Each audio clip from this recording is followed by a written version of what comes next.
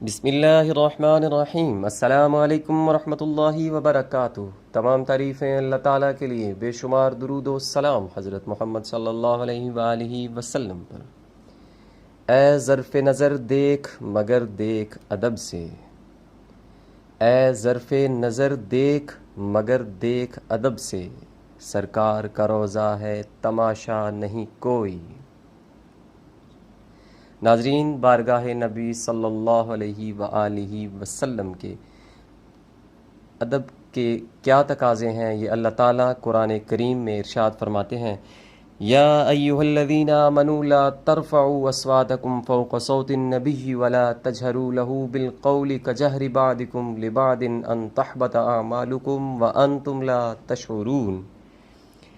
اے ایمان والو، اپنی آوازیں اونچی نہ کرو اس غیب بتانے والے نبی صلی اللہ علیہ وآلہ وسلم کی آواز سے، اور آپ صلی اللہ علیہ وآلہ وسلم کے حضور بات چلا کر نہ کہو جیسے آپس میں ایک دوسرے کے سامنے چلاتے ہو، کہ کہیں تمہارے اعمال اکارت نہ ہو جائیں اور تمہیں خبر نہ ہو۔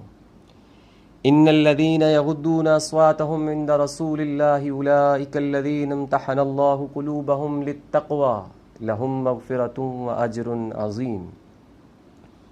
بے شک وہ جو اپنی آوازیں پست کرتے ہیں رسول اللہ صلی اللہ علیہ وآلہ وسلم کے پاس، وہ ہیں جن کا دل اللہ تعالیٰ نے پرہیزگاری کے لیے پرکھ لیا ہے، ان کے لیے بخشش اور بڑا ثواب ہے۔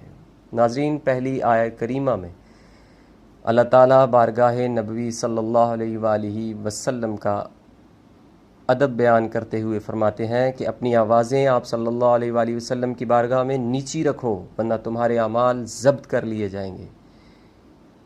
اور دوسری آیت میں جو لوگ آپ صلی اللہ علیہ وآلہ وسلم کی بارگاہ کا ادب کرتے ہیں ان کے لیے خوشخبری ہے کہ ان کے لیے بخشش ہے، ان کے لیے بڑا ثواب ہے، اور اللہ تعالیٰ جانتا ہے کہ ان کے دلوں میں پرہیزگاری ہے۔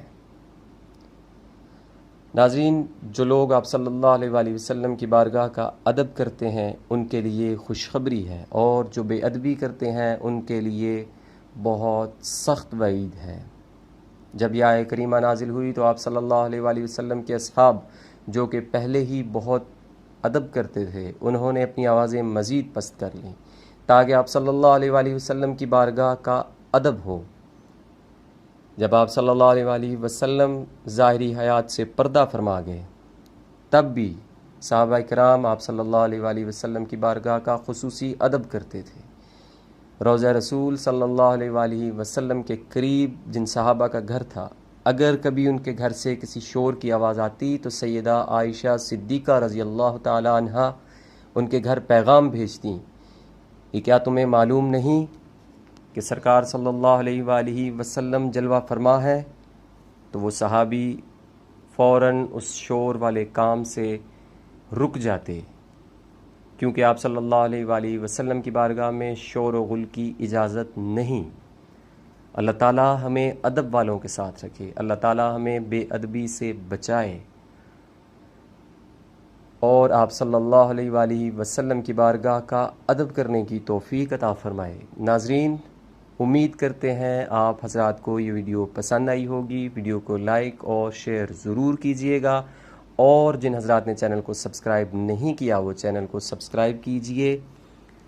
آخر میں پیغام آپ سب حضرات کے نام سرکار دو عالم حضرت محمد صلی اللہ علیہ وآلہ وسلم پر درود و سلام کثرت سے پڑھیے۔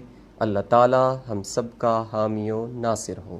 پاکستانی تجھے سلام۔